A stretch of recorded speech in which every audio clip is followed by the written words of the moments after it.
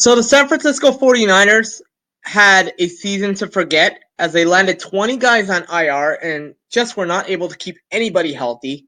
Jerick McKinnon was the first to go, tearing his ACL right before the season started.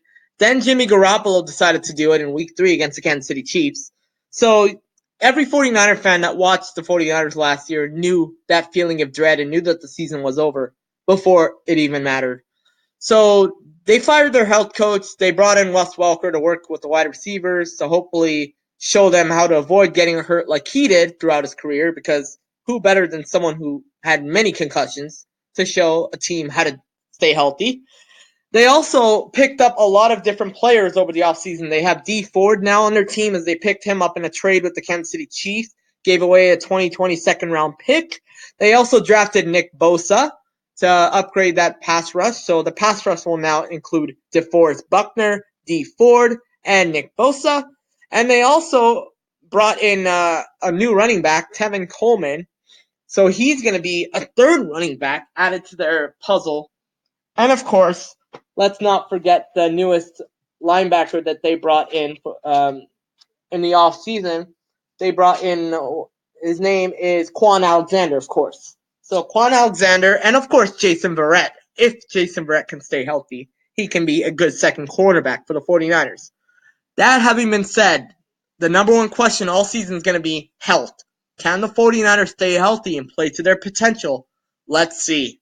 They open the year in Tampa, and while I believe the Niners are much better than the Bucs, I believe the Bucs take this one week 1. The Niners go into Cincinnati, and this is where I see them finally break their road losing streak. They go into Cincinnati and they shock the Bengals on the road. This is going to be a tough game, but the Niners overcome it. Jimmy Garoppolo leads the Niners to a victory. They host the Pittsburgh Steelers and they take them down because the Steelers do not fare well in West Coast games for the most part, especially in games against the 49ers. Then they have their bye week. So the Niners have a bye week early in the year. I don't like this, but that's how it goes. The Cleveland Browns come into town, and that's a West Coast game on a Monday night. 49ers take them down. So the Niners are 3-1, feeling good about themselves. They go into LA and they get blown away at the Coliseum by the Rams. That's not a good feeling, but that's what's going to happen. The Washington Redskins play host to the Niners, and the Niners will steal this one on the road. And the reason why I have the Niners winning on the road is because I think Jimmy Garoppolo has a tendency to play well against bad teams, and that's going to show this year, as you see.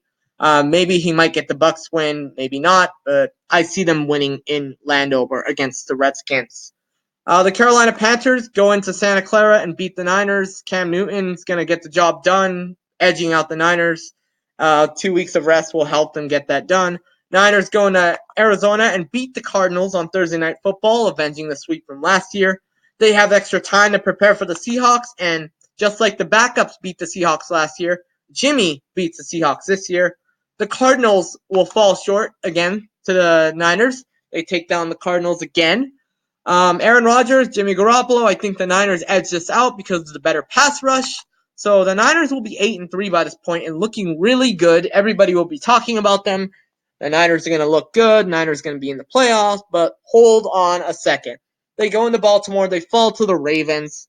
That's a tough game. John Harbaugh once again shows how well he plays the Niners. Then they go into New Orleans and get blown away by the Saints. So that's 8-5.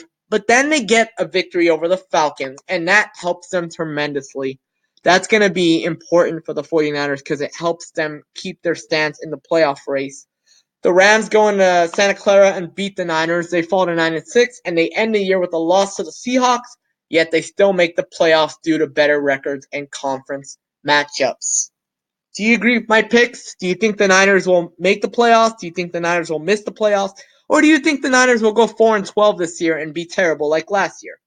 Let me know in the comments. Like, share, and subscribe. And thank you very much for watching this video.